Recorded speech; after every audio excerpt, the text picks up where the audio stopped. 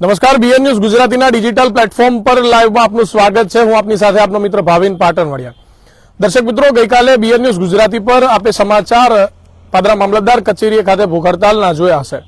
કેટલાક ખેડૂતો રસ્તા માટે ભૂખ હડતાલ કરી રહ્યા તે પ્રકારના સમાચારો જોયા બાદ ખરેખર જે તે સ્થળ પર શું હકીકત છે, જે તે સ્થળની સ્થળ પરિસ્થિતિ શું છે તે જોવા જાણવા માટે બીએન ન્યૂઝ ગુજરાતી અત્યારે ભોજ ગામના સ્મશાન ખાતે હાજર છે। કેમેરા પર્સનને કહીશ કે આપને બતાવશે જે પ્રકારે આપ સૌ જોઈ રહ્યા છો, આ પાદરા તાલુકાના ભોજ ગામનું સ્મશાન છે કે જે સ્મશાન આગળ આવેલા દિવાલ બનાવવા બાબતે ક્યાંક ને ક્યાંક વિવાદ છે। ત્યારે કઈ દિવાલ છે, કેવા પ્રકારનો રસ્તો છે તે પણ આપણે અહીંયા આગળ જોઈ શકીએ છીએ।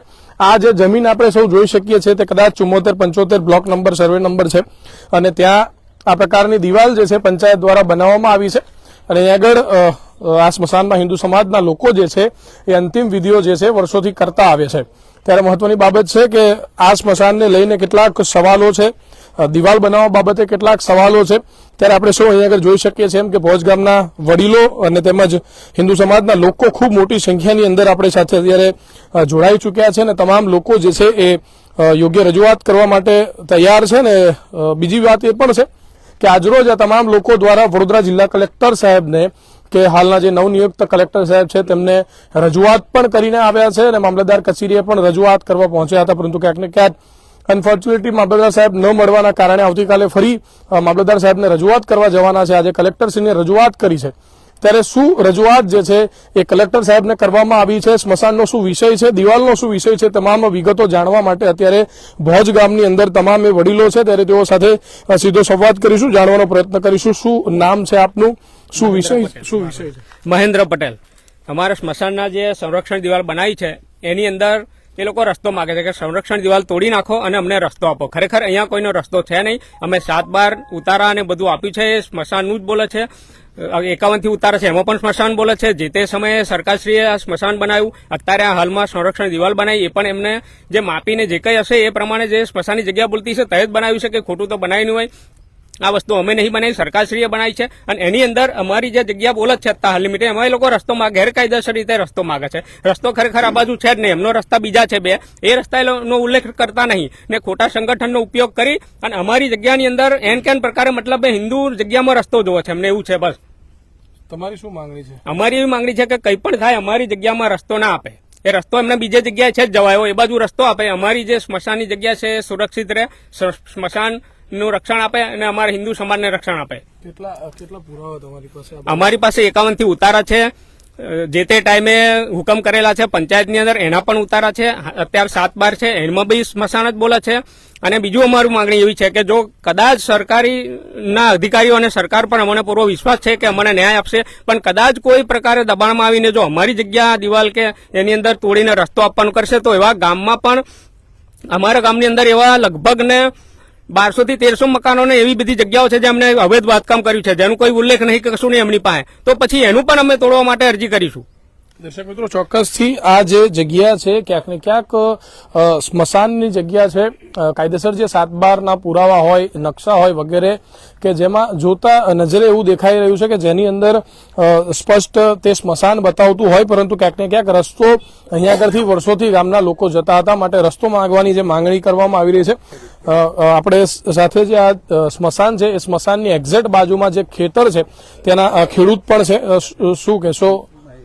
શું કહેશો, જે તમારું જ ખેતર બાજુમાં છે, કેટલા વર્ષોથી આપ ખેતી કરો છો અને આ રસ્તા બાબતે જે વિવાદ ચાલી રહ્યો છે તેમાં ખરેખર કાયદેસર આ સરકારી રસ્તો છે, તમારી પાસે શું વિગતો? અમારી પાસે કશું જ છે નહીં। અત્યારે આ જમીન જે હતી અમારી અત્યારે બાપ દાદાની મિલકત છે।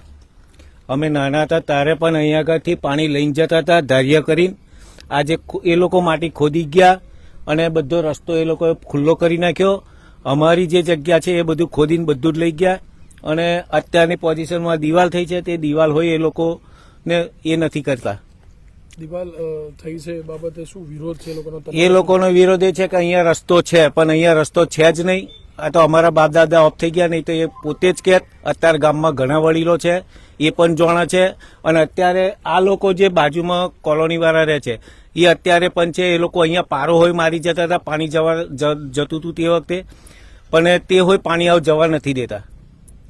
દર્શક મિત્રો, ખેડૂતો દ્વારા જે પ્રકારે વાત કરવામાં આવી રહી છે આપણે સૌ સાંભળી રહ્યા છીએ કે વર્ષોથી જે છે અહીં આગળ ખેતરો હોતા, બાજુમાં સ્મશાન હતું, પરંતુ રસ્તાની બાબત ક્યાંથી આપણે કિરણભાઈ સાથે વાત કરીશું. કિરણભાઈ, આ જો ખાનગી જગ્યા જ હતી અથવા તો સ્મશાનની જગ્યા જ હતી, તો પછી વર્ષોથી અહીં આગળથી જે લોકો જતા હતા અને જે રસ્તો છે એ કઈ રીતનું છે? આમાં એવું હતું કે જતા હતા એનો વાંધો નહીં, એટલે આમાં કોઈ રોકટોક હતી નહીં અને ખુલ્લું હતું એટલે જતા હતા. અમે કોઈ એનું બંધારણ કર્યું નતું. પણ હવે સરકારશ્રીની ગ્રાન્ટ આવી છે તો સરકારશ્રીએ જ ત્યાં બાંધકામ કર્યું છે અને અમે સરકાર જે બાંધકામ કરે છે અને જે સ્મશાનની જગ્યા છે એમાં જ કરશે ને, બીજે તો કરવાના નથી. અમે આજે બીજે બી થાય, કદાચ બીજે કરે છે, કદાચ અમે એવું કહીએ કે ચાલો બીજી જગ્યા પર કરો. આજે બીજા જગ્યા એ લોકો એવું કહે છે કે તમે બીજે કામ કરો, તો બીજે કરીએ. અને આજે અત્યારે વિવાદ ઉભો થયો એવો 50 વર્ષે વિવાદ પાછળની પેઢીમાં ઉભો થશે તો ત્યારે એની જવાબદારી કોણ લેશે? તે દાડે આ સરકારનું કામ તૂટી જશે. તો સરકાર જે હવે જ જગ્યાની અંદર ફરી બાંધકામ કરવાનું આવે, હવે જ જગ્યાની અંદર ફરી દિવાલ કરે, તો આજે નહીં કાલે સરકાર એમની જગ્યા તો લઈ જ લેવાની છે, બરાબર? એટલે અમે એ જગ્યા અમે શું કામ આ જગ્યા અમે વાપરીએ? અમે અમારી જગ્યાનો જ ઉપયોગ કરીએ ને. એટલે આ જે 75 નંબરનો બ્લોક છે એ સ્મશાનનો જ બ્લોક છે અને એની અંદર જ કન્સ્ટ્રક્શનનું કામ ચાલુ છે અને એમ જ કામ થયું છે. આજુબાજુ કેટલા ખેડૂતોનો આ રસ્તો હોઈ શકે છે અહીંથી જતા? રસ્તો તો છે જ નહીં, પણ માત્ર 4 થી 5 જ ખેતરનો રસ્તો. તે બાજુની અંદર આ તળાવ છે, તળાવ ખોદાઈ ગયું છે, એની બાજુની અંદર બાજુ રસ્તો છે અને ત્યાંથી અવર જવર કરતા હતા જ અત્યાર સુધી.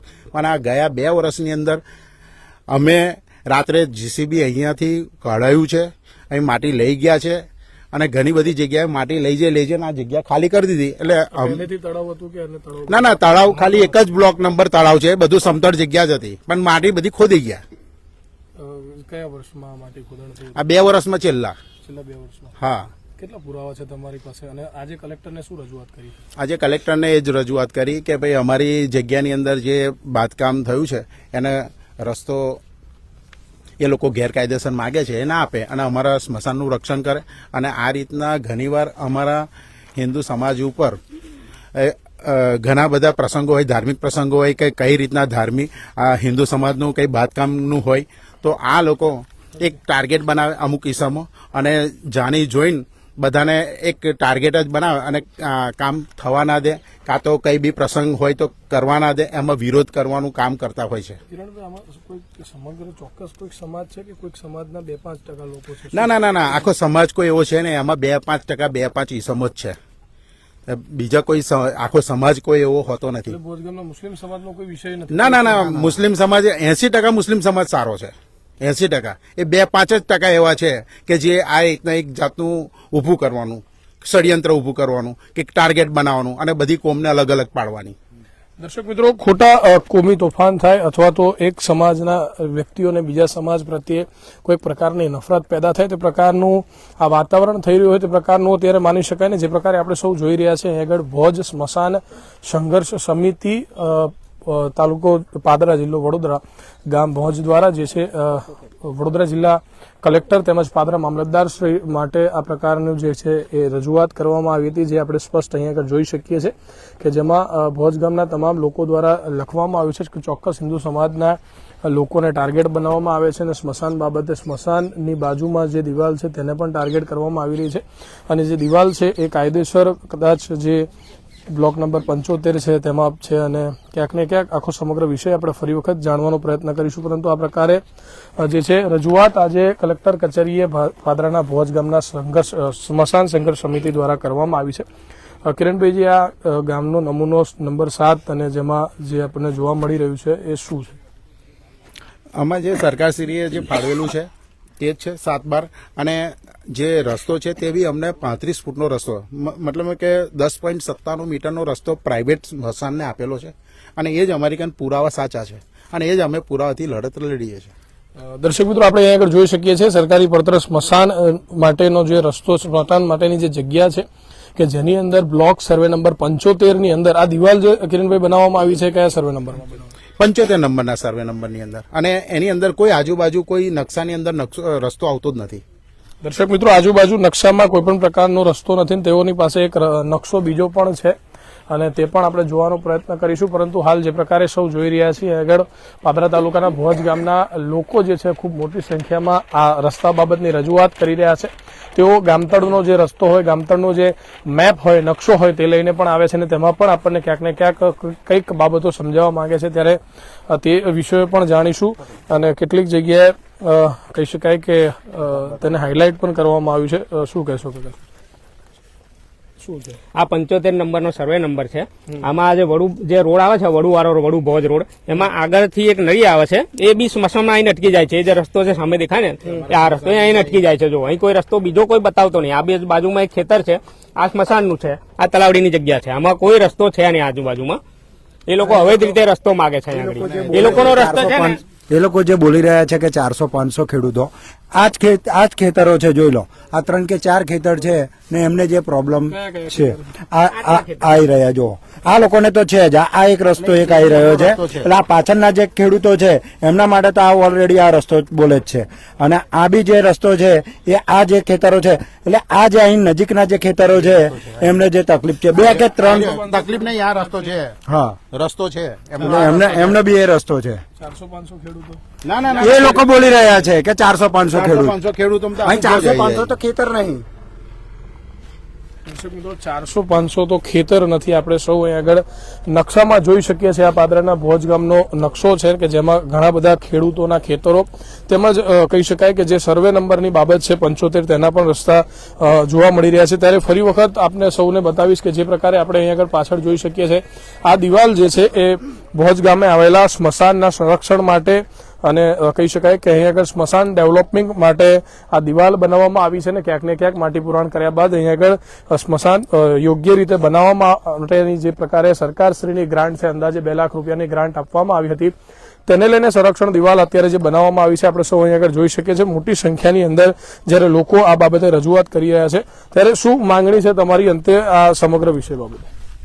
બસ અમારી માંગણી એ છે કે જે સરકારશ્રીએ સંરક્ષણ દિવાલ ગ્રાન્ટ આપી છે અને રહેવી જોઈએ અને અમારી જગ્યાનું સંરક્ષણ થાય અને અમને અમારામાં ગેરકાયદેસર કોઈ રસ્તો માગે નહીં.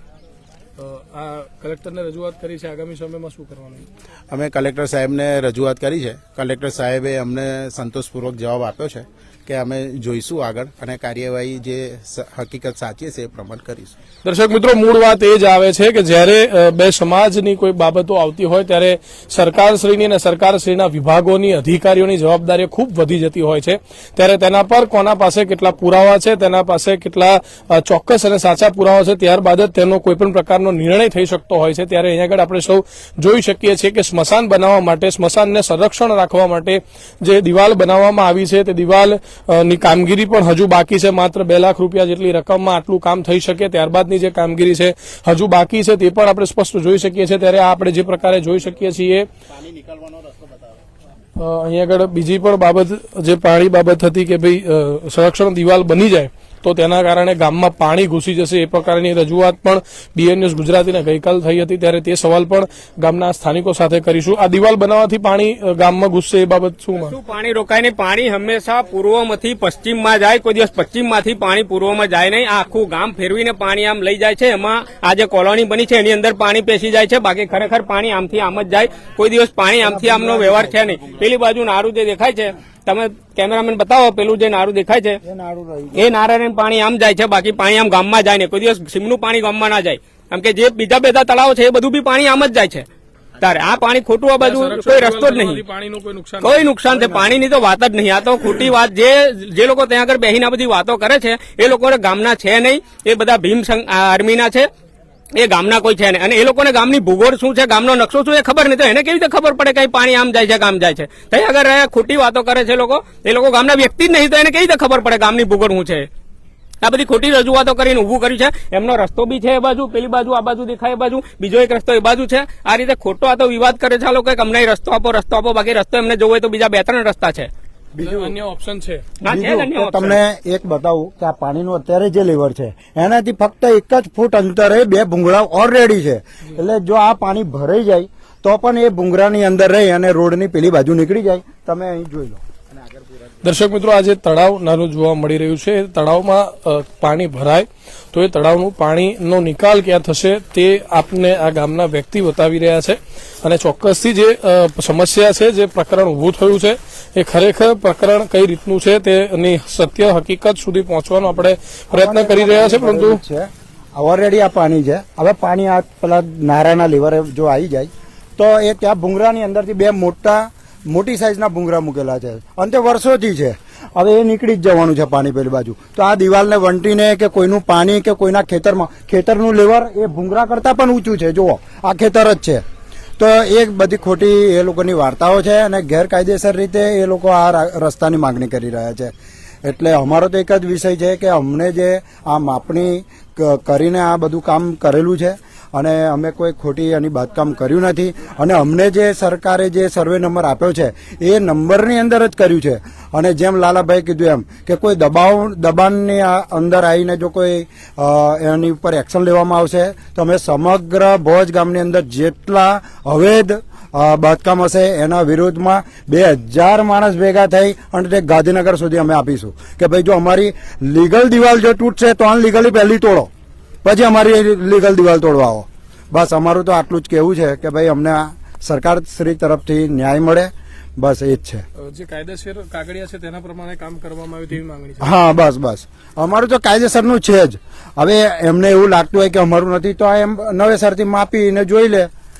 દર્શક મિત્રો, આ વિવાદનો અંત એક જ છે કે જે પ્રકારે સરકારશ્રી દ્વારા જેટલા કાગળિયા એટલે કે જેટલા ડોક્યુમેન્ટ્સ આ બાબતે બનાવવામાં આવ્યા હોય, જમીન બાબતે હોય કે સ્મશાનમાં કેટલી જમીન છે, સ્મશાનની બાજુમાં કોની જમીન છે, શું ખાનગી જમીન છે કે પછી પડતર જમીન છે, આ તમામનો સર્વે કરવામાં આવે, તમામ જમીનોનો અભ્યાસ કરવામાં આવે અને કહી શકાય કે જેમ 51 થી ઉતારા જે ગામના લોકો પાસે છે તેના તમામ અભ્યાસો કર્યા બાદ જ કહી શકાય કે જે પ્રકારે સરકારશ્રી દ્વારા જે જમીનો આપવામાં આવી હોય કે સરકારશ્રીના જે તે નિયમ પ્રમાણે જે કામગીરી થતી હોય એ જ કામગીરી થાય તો ચોક્કસથી આ વિવાદ નોંધ આવે. ત્યારે ફરી વખત બતાવીશું, પાદરા તાલુકાના ભોજ ગામના અનેક લોકો જે છે આ પ્રકારની રજૂઆત કરવા માટે કલેક્ટર કચેરીએ પહોંચ્યા હતા. ત્યારબાદ અત્યારે જે છે એ ગામના લોકો સ્મશાન ખાતે જે છે આ તમામ વિષયને લઈને ચર્ચા વિચારણા કરી રહ્યા છે. ત્યારે પાદરા તાલુકાના ભોજ ગામના સ્મશાન સંઘર્ષ સમિતિના તમામ સદસ્યો દ્વારા કલેક્ટર, મામલતદાર, અનેક ઉચ્ચ અધિકારીઓને રજૂઆત કરવામાં આવી છે. તેમની માંગણી માત્ર એક જ છે કે 7/12 હોય, નકશો હોય, ગામતળના કોઈપણ પ્રકારના જે પુરાવા હોય